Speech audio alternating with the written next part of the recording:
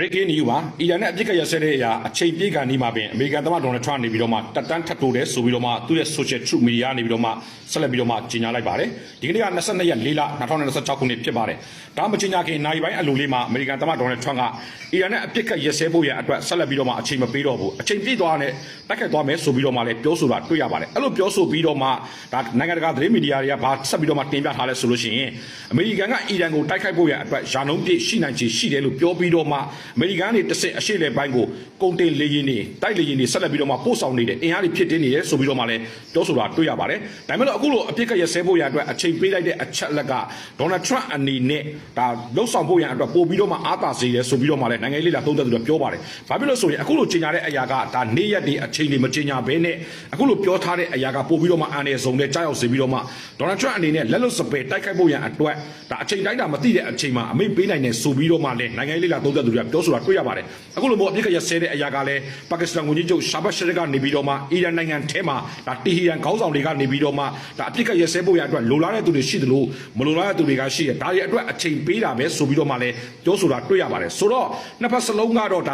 အခုချိန်မှာဟော်ဘိုရေလက်ကြားကိုပိတ်ထားတဲ့ဖြစ်ပြီးတော့မှအီရန်ဘက်ကကြီးညာတဲ့အရာကတော့ဟော်ဘိုရေလက်ကြားကိုပဲပိတ်ထားတဲ့အရာပဲကြီးညာပြီးတော့မှနောက်တဲ့သတင်းတွေကိုတော့ဆက်လက်ပြီးတော့မှကြီးညာဖို့ရန်ရှိတယ်ဆိုပြီးတော့မှလည်းပြောဆိုထားတာတွေ့ရပါတယ်ဒေါ်နယ်ထရန့်အနေနဲ့ဘာဆက်လုပ်မလဲဆိုတဲ့အရာကတော့ကမ္ဘာကြီးကစိတ်ဝင်စားနေပြီးတော့မှအခုလိုမျိုးအပြစ်ကရဆဲတဲ့အရာကိုအချိန်ထပ်ပေးတယ်ဆိုတဲ့အရာကြီးညာပြီးနောက်ပိုင်းမှာတော့ကမ္ဘာဈေးကွက်တွေကတည်ငြိမ်စတော့ဖြစ်နေပါတယ်ဒါပေမဲ့လို့အခြေအနေကတော့ဆက်လက်ပြီးတော့မှစောင့်ကြည့်ဖို့ရအတွက်ရှိပြီးတော့မှအန်ရယ်ဇုံထဲမှာတော့ရှိနေစေဖြစ်တယ်ဆိုပြီးတော့မှလည်းပြောဆိုတာရှိတယ်လို့ကျွန်တော်ပြောပေးချင်ပါတယ်ဗျာဒင်းတူရှိကျွန်တော်တက်ဆက်ပေးမယ်ကျွန်တော်ပေးလေးကိုလည်းဖော်လို့လောက်မမေ့ပါနဲ့လို့ကျွန်တော်ပြောပေးချင်ပါတယ်ဗျာ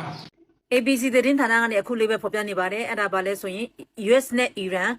မနေ့ဖြန်မှာပြစ်ခတ်ရဲစဲဖို့ရက်ပြည့်သွားပြီရက်ပြည့်သွားတဲ့အချိန်မှာသူတို့နိုင်ငံကပါကစ္စတန်မှာဆွေးနွေးဖို့ရှိနေတယ်အဲ့ဒါကိုအခုချိန်ထိတော့တရားမပေါ်မလာသေးဘူးလို့ပြောပါတယ်အဲ့ဒါ US ဘက်ကဒေါ်နယ်ထရန့်ကိုယ်တိုင်တက်ပဲလို့လည်းပြောတယ်ဒုသမ္မတလည်းဖြစ်ကောင်းဖြစ်နိုင်တယ်ဒါပေမဲ့တိတိကျကျပြောမိမယ်ဒေါ်နယ်ထရန့်ကသူကိုယ်တိုင်တက်မယ်လို့ပြောပါတယ်အီရန်ဘက်ကနေကလည်းမတက်ဘူးတဲ့ငါတို့ US ကနေဟိုမွေရလက်ကြားကိုပိတ်ဆို့ထားတဲ့နဲ့ပတ်သက်ပြီးမှဒီလိုမျိုးရှိနေမယ်ဆိုရင်ကျွန်တော်တို့ဒုတိယအကြိမ်ဆွေးနွေးပွဲတက်လက်ပါသိမှမရှိဘူးမတက်ဘူးလို့ပြောပေမဲ့အခုချိန်ထိကတော့ပါကစ္စတန်ကရန်ကိုဂျာဝင်ပြီးတော့မှဆေးဆက်ညှိနှိုင်းပေးနေတယ်ဒါပေမဲ့သတင်းဌာနကနေဖော်ပြတာကအခုချိန်ထိသူတို့နိုင်ငံလုံးပါကစ္စတန်မျိုးရောက်ကြသေးပါဘူးတဲ့ဘယ်သူမှပေါ်မလာသေးဘူးတဲ့ပြီးတော့နောက်တစ်ခုကပါအီရန်ဘက်ကနေတရားဝင်ထုတ်ပြန်တယ်အဲ့ဒါပါလဲ US ကိုရက်ပြည့်သွားလို့ပြန်ပြီးတော့မှ US ဘက်ကချတာမျိုးအပေါ်ကနေကျဲတာမျိုးဆိုရင်အရင်တခါသူတို့ F-15 တွေသူတို့ရဲ့လေယာဉ်တွေကို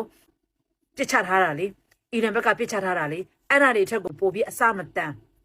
အရန်ကိုမိုက်တဲ့အရန်ကိုပြောင်မြောက်တဲ့ခုခံစစ်တွေနဲ့ခုခံပြီးတော့မှတိုက်သွားမယ်ဆိုပြီးတော့အတင်းလင်းပြောတော့ပါတယ်ခုခံရေးနီးစီစတန်တွေအမြင့်ဆုံးနေနဲ့ပို့ပြီးတော့ပြောင်မြောက်တဲ့ပြစ်ချက်တွေနဲ့အကောင်းဆုံးကာကွယ်ပြီးတော့မှတိုက်ခိုက်သွားမယ်ဆိုပြီးတော့မှပို့ပြီးတော့ပြင်ဆင်ထားပြီပေါ့ကွာ ready ပဲပေါ့ငါတို့လာချခြင်းကတော့အကုန်လုံး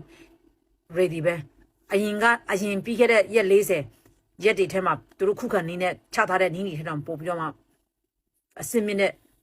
တာဝေးပြီးသုံးကြည့်နေသူတို့လေရင်တွေပြစ်ချမယ်ဆိုတဲ့သဘောပါဒီဟာကို ABC သတင်းဌာနကဖော်ပြနေတယ်ပြီးတခြားသတင်းဌာနတွေအများကြီးဖော်ပြတယ်ကျွန်မကြည့်နေကြ CNN Sky News အကုန်လုံးဖော်ပြပါတယ်ထပ်ပြီးသတင်းတက်လာရင်မနေ့ဖြန်ဆိုရင်ပို့ပြီးပွဲကလာမလားပွဲလာတယ်ဆိုတာပွဲအချိန်မြင့်မလားလို့ပြောတာနော်မနေ့ဖြန်နဲ့စပြီးပွဲတွေကပို့ပြီးအချိန်မြင့်လာမလားဘယ်လိုနေထားရှိမလဲဆိုတဲ့ဟာကစိတ်ဝင်စားကြကောင်းနေပါတယ်သတင်းတက်လာတာနဲ့ကျွန်မထပ်ပြီးတင်ပေးပါမယ်ဒီလိုမျိုးကမ္ဘာနိုင်ငံရေးသတင်းများစိတ်ဝင်စားတော့သူများအထူးသဖြင့် US Iran စိတ်ဝင်စားတော့သူများကျွန်မရဲ့အခင်းအနာအကောင့်အပေါင်းမနေရတဲ့အပေါင်းလေးနေပြီးတော့သူများလည်းမြင်စေချင်တယ်ဆိုရင် share ပေးကြပါအားလုံးပဲအဆင်ပြေကြပါစေ bye bye အားလုံးပဲမင်္ဂလာပါပြောပြစရာတစ်ခုရှိတယ်အဲ့ဒါဘာလဲဆိုတော့နိုင်ငံရေးနဲ့တော့နည်းနည်းပတ်သက်တယ်ပေါ့နော်ကျွန်တော်ကအခုလက်ရှိဖူးခက်မှာအလုပ်လုပ်နေတယ်အဲ့တော့ဖူးခက်မှာ hotel life ပေါ့နော်မနေ့ပိုင်းဆိုလို့ရှိရင်တော့ barista coffee ဖြောပါညာပေါ့နေ့လယ်ပိုင်း12နာရီနောက်ပိုင်းဆိုလို့ရှိရင်တော့အပေါ်မှာရှိတဲ့ရေကူးကန်ရှိတယ်ဒီရေကူးကန်မှာဒီ cocktail တွေဘာတွေဖြောဘာတန်တာနေနဲ့လောက်တာပေါ့နော်အဲ့တော့ကျွန်တော်တို့ကနေ့တိုင်းဒီဧည့်သည်တွေအများကြီးနဲ့တွေ့ရတာပေါ့နော်နိုင်ငံပေါင်းစုံကလာတဲ့ဧည့်သည်တွေနဲ့နေ့တိုင်းတွေ့နေရတာပေါ့အဲ့တော့တခါတလေကျတော့စကားဆက်မိတဲ့အခါကျတော့စကားတွေဘာတွေပြောဖြစ်တယ်ပြီးခဲ့တဲ့2ပတ်ကျော်3ပတ်လောက်တော့ရှိပြီနဲ့တူပါတယ်ဒါပေမဲ့ဂျားထဲမှာလည်းစာနဲ့ရေးပြီးတော့အားလုံးကိုပြောပြခြင်းပဲမဲ့စာနဲ့ရေးလို့ရှိရင်အစင်မချောတာတကြောင်ပြည့်ပြည့်စုံစုံမသိမှဆိုလို့ဒီတိုင်းပဲ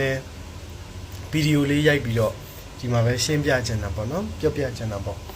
့ဘာလဲဆိုတော့တရက်ကျတော့ဒီဆော်ဒီကဧည့်သည်နှစ်ယောက်ကကျွန်တော်တို့ ရေကူးကန်ဘာမှသူတောက်တယ်ပေါ့တောက်ရင်းနဲ့ဆက်မိဆက်ရပြောရင်းနဲ့အော် sorry ရဆိုတော့နင်တို့နိုင်ငံတအားချမ်းသာတာပဲအရန်ကောင်းတယ်ဆိုတော့ तू ကကို့မီတော့ကိုကမြန်မာနိုင်ငံကလို့ပြောလိုက်တယ်အဲ့တော့ तू ကဘာပြောလဲဆိုတော့မြန်မာနိုင်ငံကိုမသိဘူးမသိတဲ့အခါကျတော့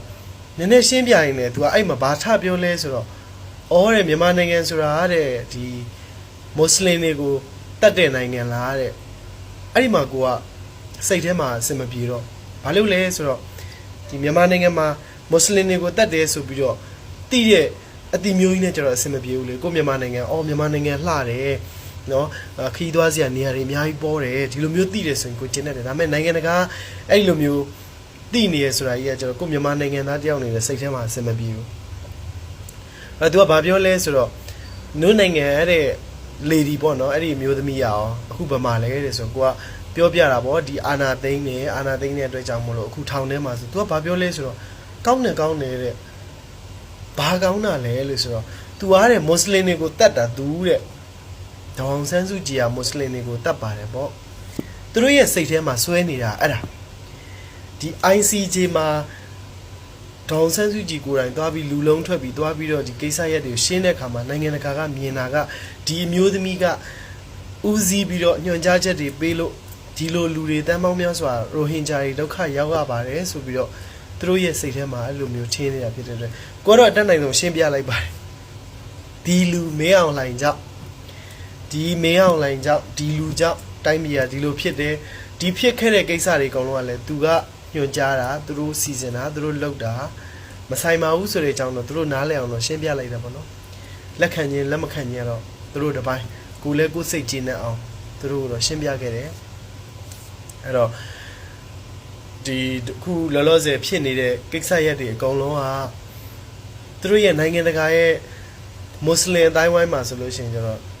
ဒေါအောင်ဆန်းစုကြည်ကတရားခံကြီးလို့သူတို့ထင်နေတာပေါ့နော်အဲ့တော့ကိုယ်တိုင်လည်းအဲ့လိုထင်မြင်လွဲနေတဲ့သူတွေတွေ့လို့ရှိရင်ရှင်းပြခြင်းနဲ့မဟုတ်ကြောင်းလည်းပြောပြခြင်းနဲ့အမြဲတမ်းလည်းပြောပြပါတယ်နောက်လည်းဆက်ပြောနေအောင်ပဲဖြစ်စေချင်တာကမကောင်းတဲ့သူကမကောင်းတဲ့သူလို့သိစေချင်တာမတရားခံရတဲ့သူကမတရားခံရတဲ့သူလို့သိစေချင်တာအဲ့တော့ကိုကခစ်တဲ့တို့ဘာလို့မှတင်ထားတဲ့နေ့တိုင်းလေနဲ့ဘုံကျဲလို့ပြည်သူတွေသေးနေရတဲ့ပုံတွေပါတယ်ထုတ်ပြလိုက်တော့မကြည့်ချင်ဘူး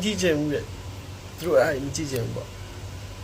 မကြည့်ချင်ဘူးဆိုပေမဲ့အမှန်တရားတော့သူတို့သိမှဖြစ်မှာလေအဲ့တော့ဧည့်သည်ကတော့ဧည့်သည်ပေါ့နော်ဒါပေမဲ့မှားနေတဲ့ဟာသူတို့ရဲ့စိတ်ထဲမှာဒီလိုကြီးမြဲတမ်းတွေးနေတာမဟုတ်ပါဘူးဆိုတာတော့ကိုကပြောပြဒီမျိုးသမီးကြီးအုပ်ချုပ်သွားတဲ့9နှစ်တာကာလမှာဘယ်လိုတွေဖြစ်ခဲ့တာအခုလက်ရှိမှာဘယ်လိုတွေတွေ့ကြုံခံစားနေရတာအကုန်လုံးပြောပြလိုက်တယ်ကျေးဇူးတင်ပါတယ်